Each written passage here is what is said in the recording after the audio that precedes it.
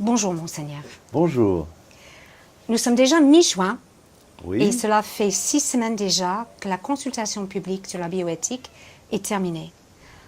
Énormément de vos diocésains, vos fidèles du diocèse et ceux de toute la France se sont donnés un mal fou pour essayer de comprendre et faire comprendre les enjeux de la bioéthique. Nous arrivons à l'été, tout le monde a besoin de pause. Vous nous proposez notre démarche, une petite prière, une prière de poche, qui s'appelle une prière pour une bioéthique selon l'Évangile. Est-ce que vous voulez bien qu'on la prions ensemble pour que nos auditeurs découvrent? très volontiers. Nous pouvons effectivement la dire ensemble. Très sainte Trinité, accordez-nous la grâce d'aimer la vie, de comprendre les enjeux du temps présent et de promouvoir une bioéthique naturelle et morale selon l'Évangile. Éclairez les esprits pour que toute avancée scientifique et technique protège, soigne et fasse grandir l'humanité. Amen. Amen. Voilà. Alors, Monseigneur, elle est toute simple, cette prière, mais elle a quand même une tonalité grave. On fait rabattre toute la Sainte Trinité, les 3 personnes sur le terrain, pour les jeunes qui comprennent. Est-ce si grave, ce qui se passe au moment? Les enjeux du temps présent, dites-nous, pourquoi c'est si important? Effectivement, les enjeux concernant toutes ces transformations qui sont proposées, suggérées, médiatisées, vont impacter très considérablement sur le rapport au vivant que nous sommes, sur la transformation de notre rapport à la vie. Est-ce qu'on veut fabriquer des êtres humains, choisir qui doit vivre, mérite de vivre et qui, au contraire, mérite de mourir? Ce sont tous des choix cruciaux. Est-ce que la vie est un don de Dieu? Voilà. Et qu'on doit la recevoir dans toute sa fragilité, mais en même temps sa beauté? Ou est-ce que c'est nous qui la faisons, qui la choisissons, qui la déterminons?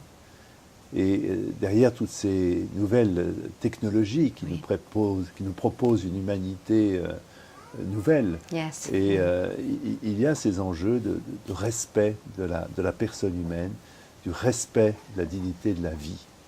Et c'est la raison pour laquelle, je dirais, l'Église porte une attention très profonde sur ces enjeux, le respect de la vie humaine, par rapport à la prétention de l'humanité de vouloir construire l'homme, de pouvoir produire de l'humain. Bien, merci. Alors ensuite, Monseigneur, cette prière parle d'une bioéthique morale et naturelle. Alors nos auditeurs peuvent être un peu surpris, même certains vont tiquer, vous me passez l'expression. Ce sont 2 mots qui bénéficient depuis quelques années d'une très franche interdiction de séjour au pays des mots politiquement corrects. Qu'est-ce que vous nous dites? Bien, on peut reprendre ces 2 expressions. Nature. On respecte la nature, il y a une écologie, on porte ce soin face, je dirais, à tout ce qui menace notre humanité de catastrophes naturelles, de déperdition de ses ressources, de ses énergies. Dans cette lutte contre la pollution, toutes les formes de dégradation du cosmos, on doit respecter la nature. Et c'est aujourd'hui un enjeu fondamental pour le présent et pour l'avenir. Le premier respect que l'on doit de la vie, de la nature, c'est celle de l'homme. Respecter la nature humaine, par rapport à toutes les contrefaçons, à toutes les déformations, toutes les exploitations et manipulations du vivant. Respecter la vie. Voilà. Respecter la nature. Donc le mot naturel est d'actualité. Et puis, morale. Parce que la morale, qu'est-ce que c'est? C'est de se donner des règles de conduite pour un bon usage de la vie, pour un bien commun.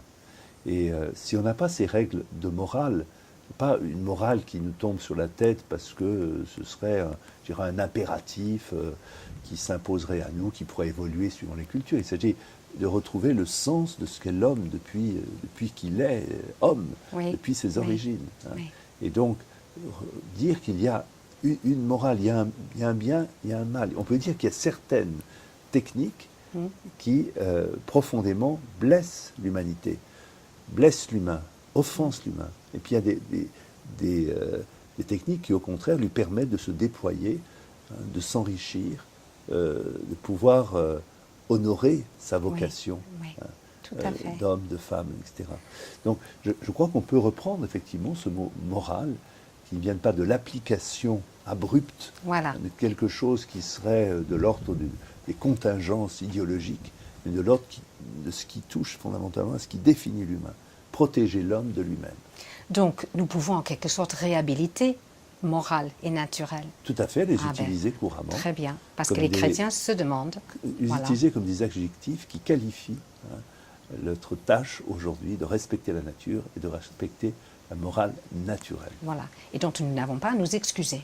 Non, tout à fait on légitime. n'a pas à avoir honte. Voilà, très bien. Donc cette petite prière peut-être avec... Nous entendons déjà l'objection, une bioéthique selon l'Évangile. Cette prière ne fait-elle pas des raccourcis simplistes, pour ne pas dire niaises? L'anachronisme pourrait paraître absurde. Quand est-ce que Jésus ou ses disciples auraient parlé de bioéthique? Qu'est-ce que fait l'Évangile? C'est simplement de révéler la nature de l'humain, la dignité et la beauté de l'être humain. Et la parole de Dieu est là pour permettre à l'homme d'accéder non seulement à Dieu, mais aussi à son propre mystère.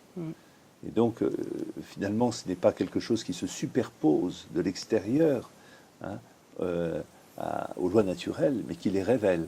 Voilà. C'est en ce sens-là qu'on peut parler d'anthropologie chrétienne, c'est-à-dire une certaine vision de l'homme qui est éclairée par la lumière qu'il reçoit de Dieu sur lui-même. Dieu nous aide à nous comprendre nous-mêmes. C'est ça ce qui fait la beauté du message chrétien, qui est un message d'incarnation.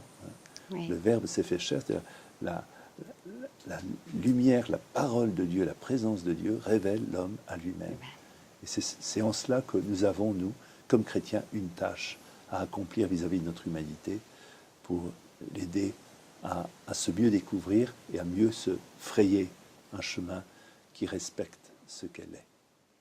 Donc, nous espérons que nos auditeurs seront convaincus qu'il faut embarquer cette petite prière de poche dans leur sac de plage cet été. On va la proposer à d'autres diocèses de France. Est-ce que vous aurez une occasion bientôt pour la faire prier ou de la prier avec vos fidèles? J'ai prévu de la communiquer largement à l'occasion des prochaines ordinations qu'il y aura dans le diocèse. Oui. Et à la fin des ordinations, je la proposerai à ceux qui veulent se joindre à nous pour la réciter. Voilà. Ça nous fera un formidable début de l'été. On vous souhaite un très bon été. Merci béni, beaucoup. Monseigneur. Merci pour votre engagement Merci à pour vous. la vie, pour la famille. Merci. Au revoir, Monseigneur.